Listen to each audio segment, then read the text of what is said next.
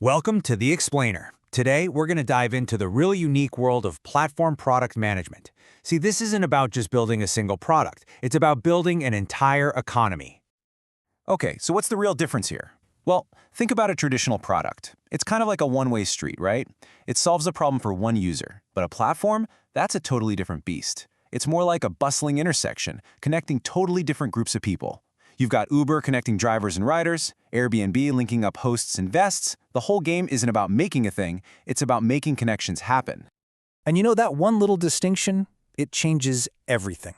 We're talking about a massive mindset shift here. You're not just a product builder anymore, you're more like an ecosystem architect. So let's get specific. What is a platform, really? At its heart, it's a business model, right? Its whole job is to let two or more groups, say producers and consumers, exchange value.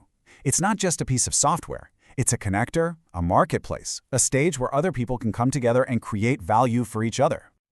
And this model is everywhere. I mean, you're using these things every single day. You've got your transaction platforms, think Uber or Airbnb.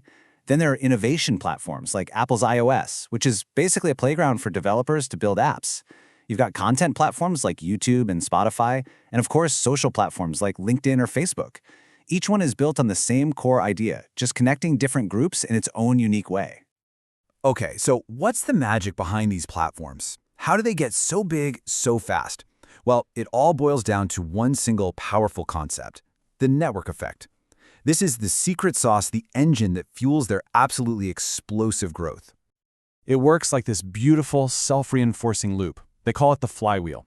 Picture this. More users join one side. Let's say more drivers sign up for Uber. Now that creates way more value for the other side. You, the rider, can get a car almost instantly. That convenience attracts even more riders, right?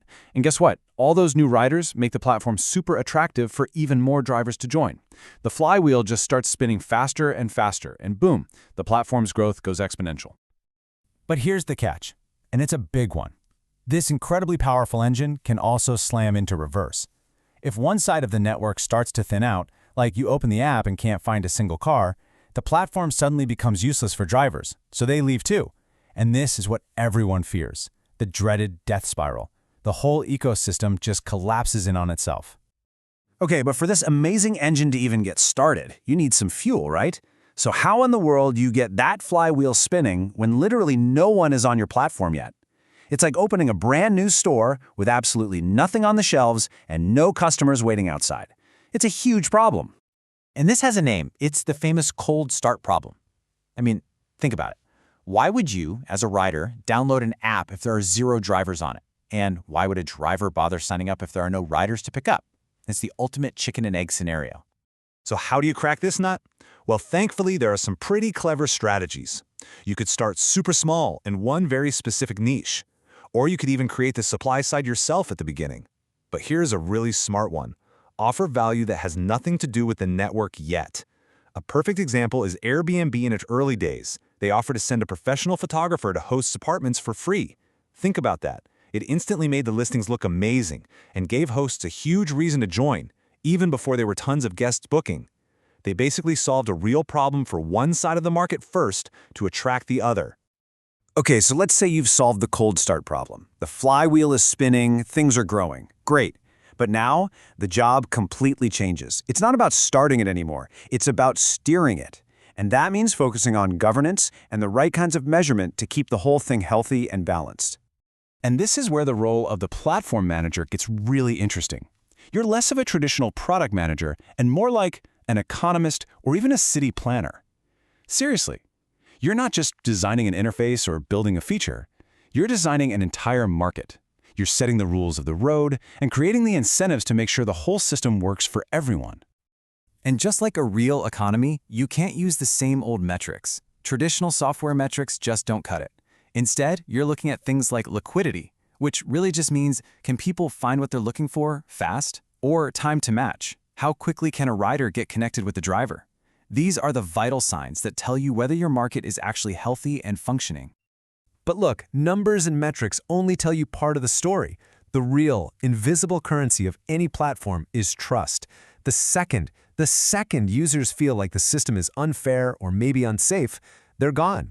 And here's the really scary part. They often leave silently. They don't complain, they just disappear. So how do you build and protect that trust? Well, that's where governance comes in.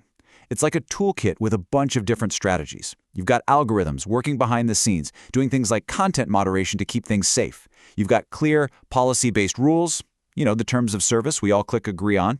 Then there are incentives like rewards for great hosts or penalties for bad behavior.